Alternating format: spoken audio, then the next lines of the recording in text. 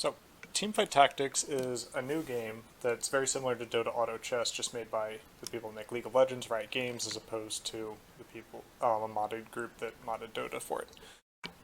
Teamfight Tactics is essentially an amalgamation between chess and poker with multiple different characters that you choose from. Each has a different class. In these classes, they give certain attributes or bonuses to you as you play the game.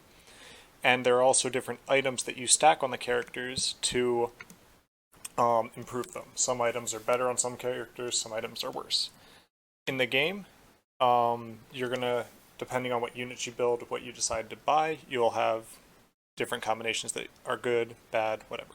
When the game starts, there's a spinning carousel in the center, and you pick your character, and then you can either walk around trying to block other people, distract them, but it'll teleport you to the first room.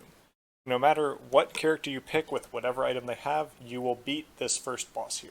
There's no worry, like if you get a Braum with something bad on it that you'll lose, you'll always win this first challenge. So there's nothing to worry about there.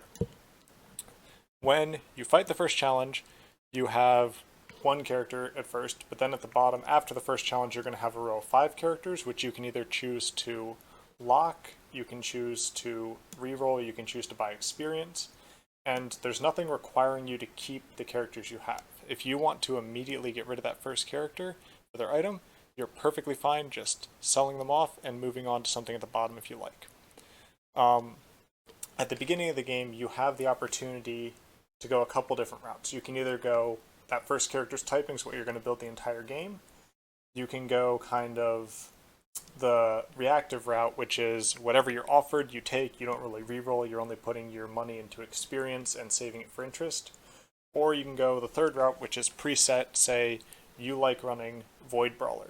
No matter what, you're going to go for Void Brawler. It means that later on in the game, you're probably going to be rerolling more as opposed to saving up money and buying experience, going for tier 3 units. Whereas with the reactive route, you're just going to be getting a bunch of different units at different times. And then when you kind of get towards a goal, you'll start playing towards that. So over time, if you start building up glacials and elementals, you'll start going towards that and making it work out.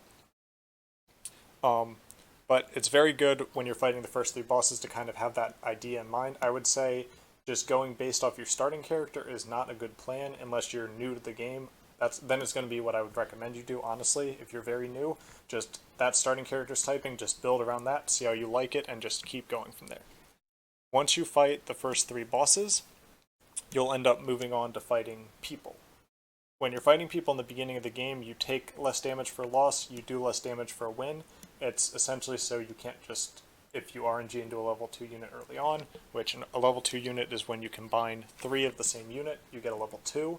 If you combine 3 level 2 units, you get a level 3 unit. The max is level 3, you can't go beyond that.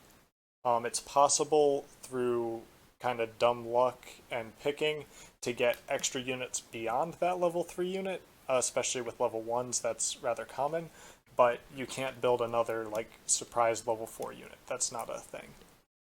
Just keep that in mind. Yeah. Once you start moving on to fight people, you will have different people with different strategies, and your positioning on the board can matter early game. What you want to do is you just want to start getting a strategy formed. You want to know what you're doing. If you end up losing 3-4 games in a row, that's fine. You just want to go to that next carousel, which happens after 3 fights. You'll move on to a carousel again to get another pick. You want to know going into that what your strategy is.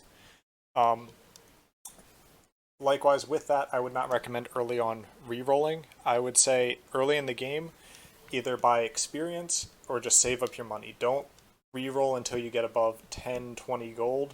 Then if you want to re-roll because you think my units are terrible, there's nothing good here, then you can start re-rolling a bit, but you always want to be earning interest if you can. Interest is essentially just free gold for not blowing your bank. It'll help you out it'll help you out much more late game, and it is just good to do. But as you're moving through fights, you'll see different compositions start beating you, different compositions are better than you, and it's good to try and think about what counters those. For example, there's right now the sort of Draven, Aesol, Glacial, rock, paper, scissors, where Aesol is good against Glacial, Aesol can just kind of wreck through that. Glacial kind of counters Draven, Draven can be used to counter Aesol. So it's kind of that rock, paper, scissors of which comp do I want to build, which comp are my enemies building, and how do I react to that.